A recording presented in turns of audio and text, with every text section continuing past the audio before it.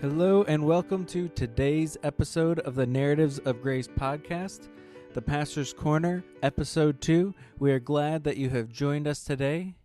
I'm Pastor Kaleb, your host. Today, Pastor Dennis and I discussed doing ministry in quarantine, how things are going in both of our families, but what are some things that we're doing and things that all of us can be doing to continue to serve God's kingdom even in these unprecedented and crazy times. We hope that this is helpful to everyone listening. Today we'll be talking about living and doing ministry in isolation, that this is just a crazy time and full of crazy things, but we just want to be talking a little bit about that and just what we're doing, and maybe y'all will have some kind of suggestions for us and different things that we can be doing. But let's just start with, what are some things that you're doing while in isolation to keep from going stir crazy, but also keeping from becoming stagnant? Yeah, hey, I also want to welcome you, and as we continue these podcasts, we just want to talk about different things, whether it's theology, Bible, just practical things like we are today. We want to continue to talk about these things and share a little bit from our heart. But to answer the question, some things that we're doing, we kind of touched on this a little bit in our last podcast, but we do want to dive a little bit deeper today. And so let's start off with what am I doing? And to answer that, I would say it's different every day. For me, one of the things that I struggle with is, as somebody who is somewhat introverted, I consider myself a high-functioning introvert, but others may not. When I say that, it's not that I don't want to be around people, because that would be a very bad thing for a pastor. I do enjoy being around people, but it's true introversion and extroversion. It's not talking about your desires to be around or not to be around people, but rather where you draw your energy from. Extroverts, I think that being around people is what energizes them. For introverts, being around people is what de-energizes them, and so you just process your energy a little differently. So for me, I do crave being around people. We kind of joked a little bit last podcast about preaching to empty rooms. I don't like it. Doing this podcast is one thing, because it's expected that there's only going to be the people doing the podcast in the room. So this is, I think, a little bit normal. It's just like a normal conversation. But preaching a message, it's difficult when you can't see the reactions, and so you're going based off of your study, off of what needs to be said. But it's hard to explain how you can judge a room and kind of gauge the response and know, in my studies, I was planning on going deeper on point number 1, but now that I'm preaching through it, I'm realizing I think I need to spend a little bit more time on point number 2 or whatever. Mm-hmm. And so it's a bit different to preach to an empty room. So for me, it's not that I necessarily crave social interaction, but I don't want to just completely become isolated. I don't want to allow this time to make me become like a hermit. And so we do try to get out. We go shopping. I say Rachel and I, we don't shop together anymore, because we don't want to have to take Declan into the store. And I think it's, whether we agree or disagree with the stay-at-home orders or different things that are happening, I do think you do need to be safe. At the very least, you need to make sure that, I'm not worried about myself catching it. I'm not worried about Declan catching it, but I am worried that, I shouldn't say worried, but I am cognizant of the fact that while I may not catch it or I may not be at risk, there are people that I come into contact with that could be. And so with that being said, I don't want to bring Declan out to the store unless I absolutely have to. So Rachel and I shop separately, but that's one thing. Not even necessarily talking to people, but just being out and being around other human beings. We were created as social beings, and being stuck in your house for any period of time flies at the face of what we were created for. We were created for relationships, and not being able to have that is difficult. So one of the things I do is just getting out. Another thing that we do is we started this a couple weeks ago, just going on a drive. I mentioned in the last podcast that we will try to get gas in different places or try to drive around to different places, and that way we're following the spirit of the law. And but we just try to get out, watch a sunset, stay in the car, but at least we're out and getting around and going through that. So those are a couple things. There's more, but I'll let you talk for a minute. Well, that's one of the things that I'm concerned with myself is the hermiting. That's something that I tend toward anyway. That at different phases in school, I kind of just went to class and came back to the dorm room, especially when a few different years in school, I lived alone, or I didn't have a roommate. I had suite mates, but not roommates. Mm-hmm. So it was really easy for me to do that, and that's something that I tend toward anyway. And so I'm trying to make sure that I'm not using this as an excuse to be a hermit in different things. One of the things that I'm doing is I don't typically work on a super strict schedule since my schedule day to day is so different. I shift it day to day. I don't have a normal, I'm going to get up at this time every day when things are normally in operation. And you see, you're probably the main one that sees that different days I come in at different times, which we both do that, but mine is probably a little bit more extreme swings than yours are. But right now I'm staying to an extremely strict schedule, because I know otherwise I'll just either not be as productive as I need to be, or I'll tend toward that hermiting. But every morning I've been getting up at 7. I go for a run by 8. I read. After I get back, I read scripture and other books. I've been reading basically nonstop in all of my free time for a couple different things. But and then I'm in starting work, whether I'm in my office here or in my office at home, by 10, and I'm starting all of my stuff. But I've been adhering to a real strict schedule, and Naomi's been doing something similar, because we just want to make sure that we don't use it an excuse not to be productive.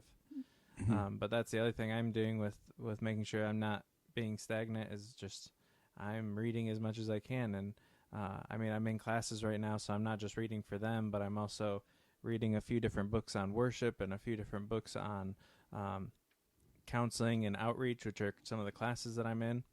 Mm-hmm. But I'm reading books beyond those because I'm just trying to prepare for when we restart and different things like that. But we're also trying to go out. We go for a walk every night before going to bed, around 8 or 9 every night. Pretty much we get out and go for a walk just to get out. And we talk to people that we pass by a lot, especially if we go for a walk earlier. We see tons of people, and everybody is craving talking right now. Mm-hmm. So we stay that socially distanced but we've been talking to a lot of people, which has been kind of nice, getting to know people in our neighborhood after we've been living here for a year in the same house. Right. Yeah, I think that's good. I think we do walks as well when Rachel's on a break from teaching at night. So normally our walks are a little bit later as well, about 9:30, sometimes as late as 10 we go out for a walk. But we do that, and yeah, if we come into contact with people, we'll exchange pleasantries, and most of the time we get a hey, how's it, and that's it. And it's like, good, you okay, bye. But we have had a couple times where we interact, and so that it's been good to be able to do that. For me, I actually just listened to a sermon by Matt Chandler. It was from 2009, but one of the things he's talking about, the point of the sermon is stirring your affections for Jesus. And as we recognize the things that stir in you an affection for Christ, for me, it's similar to what Matt Chandler was talking about. The things that make you step back, the things that make you become more aware of your love for Christ, and that help you to grow in your love for Christ, and just the things that help you to stir those affections and get you into a state of mind where it's just adoring Him. Matt Chandler said some of the things for him are strong coffee, A great cup of coffee gets him, in the right frame of mind.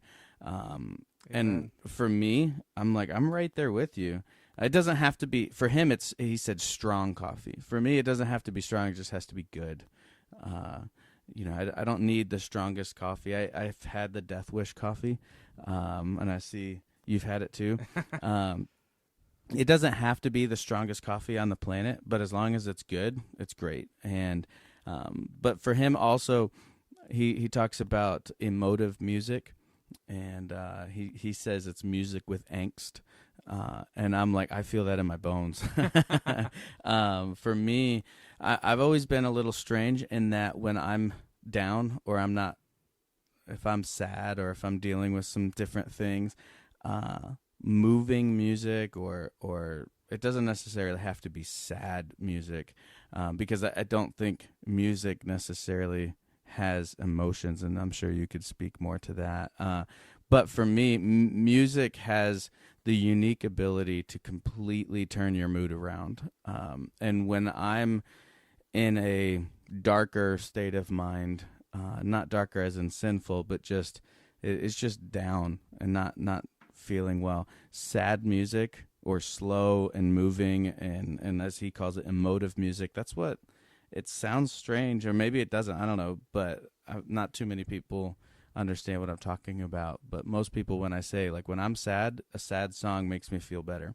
Outside of my mom, I haven't met too many people. They're like, no, I understand exactly what that means. Most people are like, that's super depressing. You need help. And so No, I'm like that too, actually. But I typically can't listen to a lot of music when I'm working because I'm a musician, because I'm especially as a composer and conductor. So if it's any kind of choral or start orchestral, analyzing it. yeah, my brain is just going, what did they do? What can I take from that? If I was conducting it, how would I do it?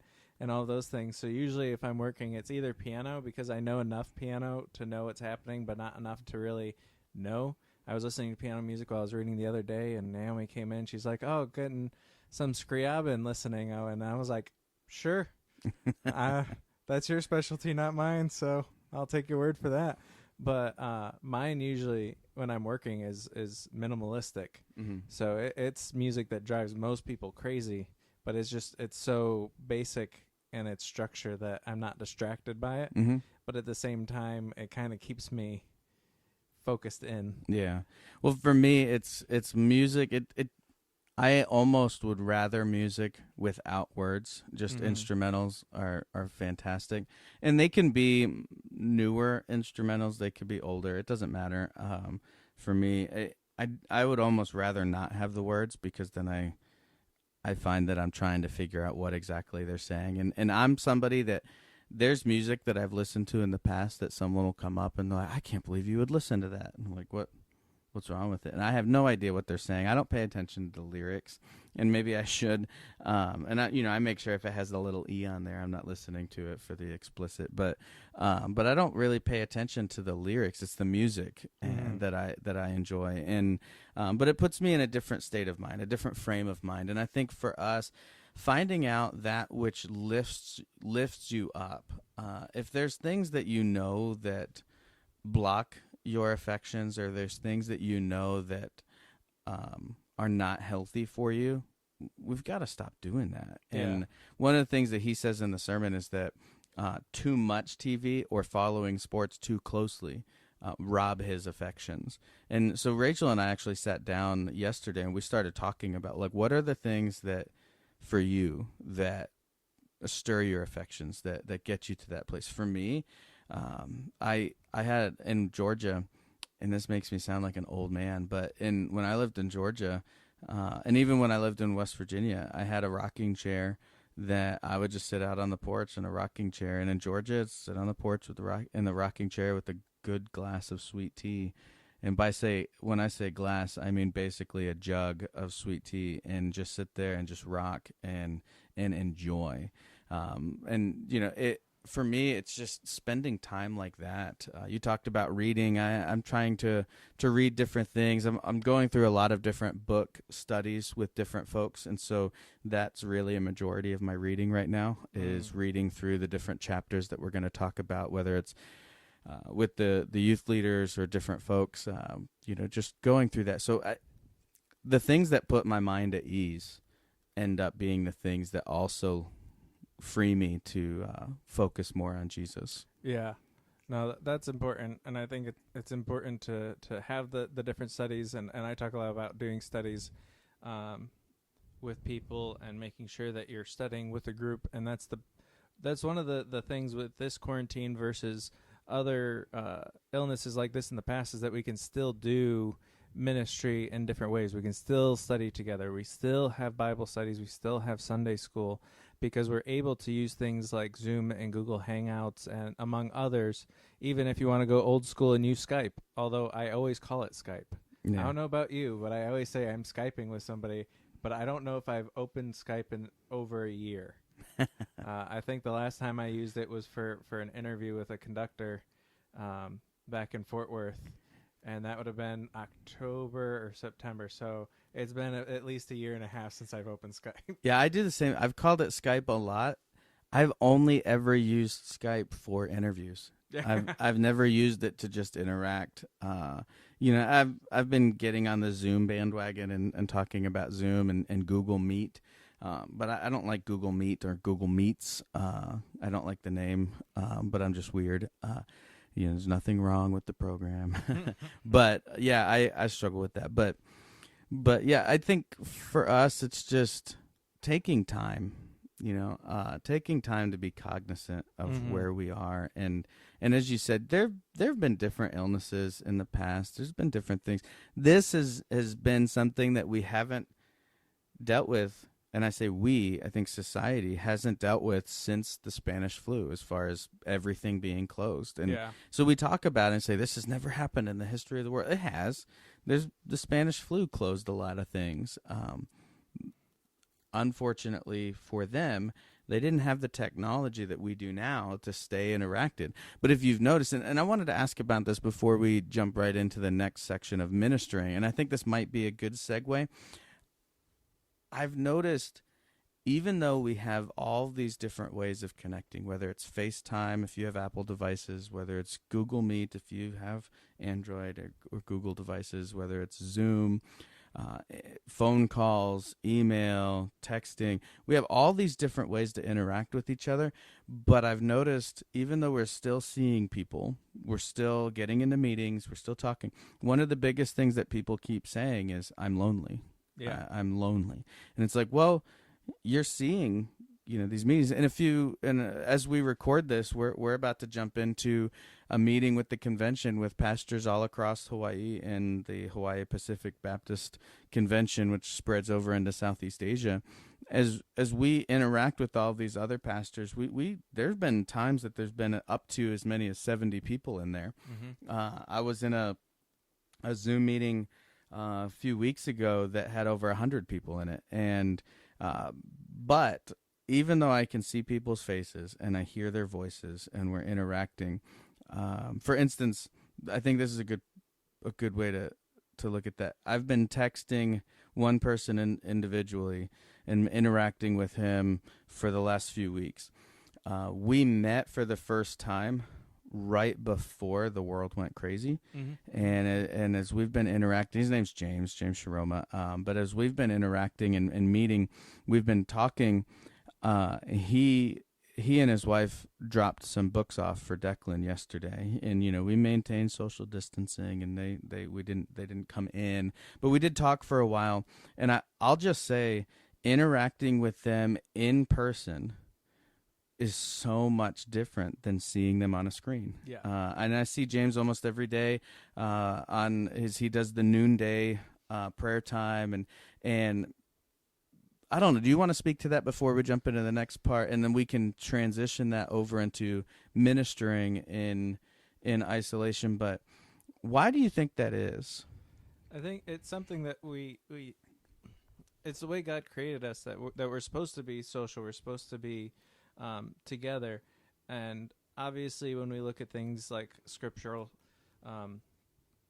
accounts with Adam and Eve, that man's not made to be alone, and he created Eve and all these things. Well, they didn't have Zoom then, and it's different now, and that's true.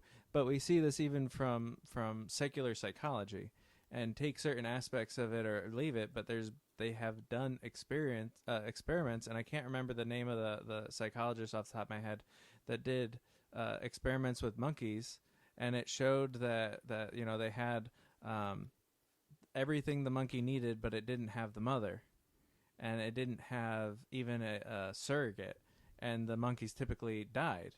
But the ones that at least had a surrogate would survive, but they just weren't the same. Mm-hmm. And now I don't put everything into secular psychology for a lot of different reasons. I think it misses a lot, and its core is skewed. The core goal is good, but it's skewed to be missing that point. But I think we can learn a lot from looking at experiments like that we're meant to not just have what we need, but we're meant to be together. Mm-hmm. It's just so important in that way. Yeah, and I think that's a really good point. We are meant to be together, and that I'm thankful for Zoom. I'm thankful for FaceTime. I'm thankful for Google. Okay, I'm very thankful for these technologies. I'm glad that God has blessed us, especially with the live stream abilities, because that's enabled us really to get our message out further than we ever really conceived.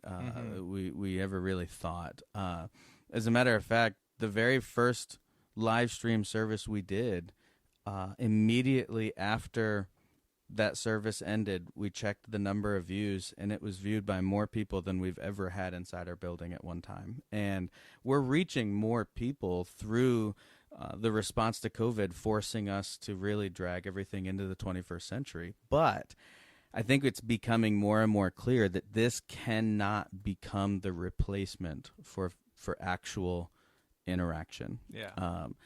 I don't want us to get to the end of COVID and be like, hey, let's just not have church. Let's just continue to do it this way. No, this does not. This is a good supplement for now, but we need to get back together as soon as we can. It's an add-on. It's not a replacement. That we're still intending on having most of what we're doing now with the Mililani Minutes and streaming and this podcast once everything reopens, but that doesn't mean that we don't have our normal services on Sunday morning and Sunday evening. They're an addition, they're a supplement in uncommon circumstances. If somebody's traveling or sick from something else and can't come, we've had members that haven't been able to come for months at a time, either because they're on the mainland or because of major illness, and we haven't been able to stay connected with them in the same way. But now we can. Now they can still watch our service if they can't come. If they're going through cancer treatment and their immune system is compromised and they need to stay at home, well, now they can still be a part of our congregation until their health is recovered and they can come back. But I think we need to, as a church, but also as the church, we need to be looking at how do we do ministry in this circumstance, aside from just doing that, because that's good and that's important. We need to realize that we're still responsible for worshiping in our own homes, that we can give the service, we can stream the service, but it still needs to be led in the home a little bit differently. And we've had different Mililani Minutes and different lessons and different ways on that. But how do we do ministry? How do we reach the lost when we can't talk to the lost? Yeah. Well, and then the few minutes that we have left, I think it would be good as you ask that question, and I know you're hosting, but I'm gonna kind of put you on the spot here for a second. What are some things, just so that the people listening can know, what are some things that you've been working on lately to kind of get the message out? Because I want to talk in just a second about, very quickly, just some practical things that we've been doing on the family ministry side. But, what a lot of people may not realize is you've been extremely active outside of the music ministry and putting a lot of, like this podcast together. So talk just for a couple seconds or minutes about what are some things that we've been doing to get the message out? Well, one of the big things is being active on the digital platforms, whether it's YouTube, Facebook. I'm working on getting our Twitter back up and running and all of these other social medias, Instagram and all these things, because we realized that there's certain people that would never step into our building, but they might watch the service online. Mm-hmm. And that's not just here in Hawaii. That's also all over the country. I know people that are watching in Maine, Georgia, Texas, all over the place. Maybe not live with us, but they're watching afterward. And we want to make sure that all of these different things are out there and that they look well put together, that they're not just thrown together. We want to glorify God in everything that we're doing. But we also, in doing those things, we also do need to actually do outreach. We can't just rely on these things. And I think that's the problem in churches typically is when they start these things, well, now we don't need to go and do this. Mm-hmm. But as a lot of people know, we were supposed to start First Friday outreach. We were supposed to start every Friday, come together, pray, go out to somewhere to do outreach together, and now we can't really do that. So last month I did a live stream prayer time, and that's probably going to be continuing until the lockdown opens back up, because even though I have ways to do outreach right now, which I'll talk about in a second, it's hard to say, well, let's get together as a group of 10 and go out when we're not supposed to. It's something that we each need to do in our own settings. But I'm doing things, and this comes from a suggestion from John Matlack, of just going and standing in line. So I drove around the island the other day and looked for stores that there were long lines outside. I know that I had gotten stuck in one line at Best Buy when this all started, but now they're only doing pickup. They're not allowing people in the store at all. But Naomi and I will be going to Costco later today. We were planning on going earlier in the week, and it just kept getting pushed back, which things happen. But we're making sure that we use any opportunity, because everyone is so thirsty for interaction. We're making sure that, hey, well, now whenever we get stuck in line, let's talk to people, because people are more talkative than normal. We're going and ordering dinner from a specific restaurant on Thursday for takeout, but we're not ordering ahead. We're going and ordering it there because we know a lot of their ordering staff will talk to you right now, and we're using that as opportunities to be witnessing. And I think all of us have those different ways and different places to be doing that. Yeah, we actually had Rachel had a good conversation with the lady at Starbucks yesterday as we were stuck waiting in line, and she just, when our car was at the window, you can tell people want to talk. Mm-hmm. Now, I did go to a restaurant, and I think what you said about going and ordering takeout, I think that's brilliant, because that's something Rachel and I have decided we're going to start doing. We looked at how much we're spending on fast food, and noticing, one, it's a lot of money, and two, it's not healthy. But there are local restaurants that are run by local businesses and so if you go and order takeout at some of these local restaurants, you're able to, one, support local, but two, interact with people. And so while we were stuck in line because you couldn't get out, so we were just in the car waiting, I actually just got out of the car and walked across the parking lot and went to a restaurant and picked up some food, and I was able to get back in the car before we were done at Starbucks. And so walked across, got the food, walked back. But I think those are good ways. One thing that we're doing is trying to interact with people, like you said, in that way. Another thing we're trying to do is with families. Now that we have a new family ministry intern, we are working with her. It's Riley Sessia, as we're working with her. And she's doing a fantastic job. First couple weeks on the job, but she's doing fantastic, putting together activity packs for families and just trying to keep families connected. Last Sunday, as we're recording this podcast, last Sunday was the first Sunday we did the children's Bible story in the service. We want to continue that. And just look at different things that we can do to connect with families in this time. But the biggest thing is just calling families and checking on them and seeing how they're doing. But if you're listening to this and you say, no, I need something specific, I think at the beginning, Pastor Kaleb mentioned this, but we'll mention it again really quickly as we wrap up.